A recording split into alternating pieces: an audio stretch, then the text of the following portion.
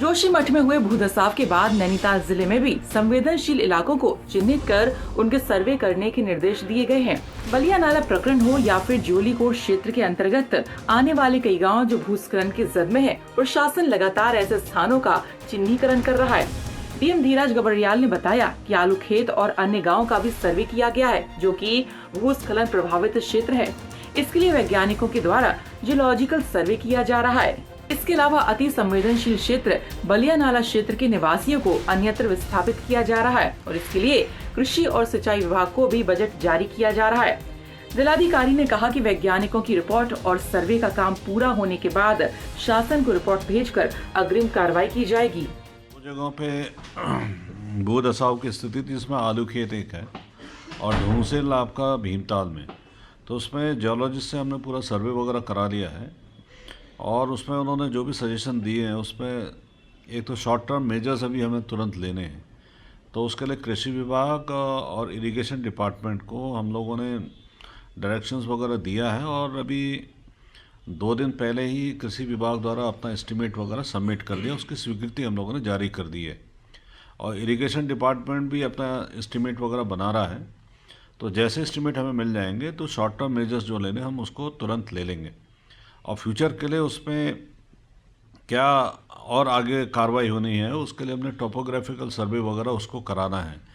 तो उसके लिए हम लोगों ने डीपीआर वगैरह इनकी मांगी है सिंचाई विभाग की, तो वो जैसी आएगा उस हिसाब से हम मिटिगेशन के अंतर्गत हम शासन को संदर्भित करेंगे और उसमें कार्रवाई होगी। सर बंदे खान लोग पिछले कई साल से बलिया खान या फिर बलिया नाला की बात कर रहे हैं? हाँ, बलिया नाला देखिए, उनके लिए उसमें जो ज़मीनें देख रहे हैं वहाँ पे ऑलरेडी कुछ ज़मीनें हमारे पास उपलब्ध हैं और नैनीताल बाईपास में रूसी बाईपास जिसको आप बोलते हैं, तो वहाँ ज़मीनें उपलब्ध हैं। तो जितनी भी फैमिलीज हैं जो इंटरेस्टेड होंगे तो और उनको हम लोग एकोमोडेट वहाँ पे कर सकते हैं।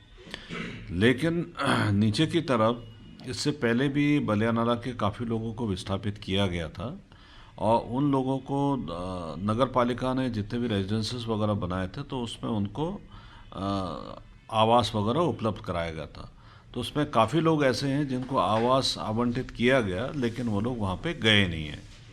तो पहली तो एक है कि प्राथमिकता जिन लोगों को आवास वहाँ पर आवंटित हुए हैं तो वो चले जाएं, क्योंकि शीघ्र ही अब बलिया नाले में वहाँ पे काम होना प्रस्तावित है। लगभग 200 करोड़ की योजना स्वीकृत हो चुकी है उसमें और हाई पावर कमेटी ने अपनी सहमति और स्वीकृति सारी प्रदान कर दी है और गवर्नमेंट ने भी इसमें दे दी है। तो टीएसी लगभग पूरी हो चुकी है, तो वो जैसे ही धनराशि अवमुक्त होगी तो उसमें कार्य हम लोग स्टार्ट कर देंगे। सर कितने लोगों को विस्थापन किया? उसमें ज़्यादा लोग नहीं हैं, लगभग 70-80 के करीब फैमिलीज हमारी है वहाँ पे और जब काम शुरू होगा तो वहाँ पे जीआईसी की बिल्डिंग है उसको पहले टूटना है, तो वहाँ के स्टूडेंटों को हम लोग शिफ्ट करेंगे जीजीआईसी में या फिर सीआरएसटी में। तो या फिर ऐसी व्यवस्था हम लोग करेंगे कि सुबह के समय में बालिकाएं आएँ और दिन के समय में बालक वहाँ पढ़ें। नैनीताल से राहुल सिंह द्रमवाल की रिपोर्ट।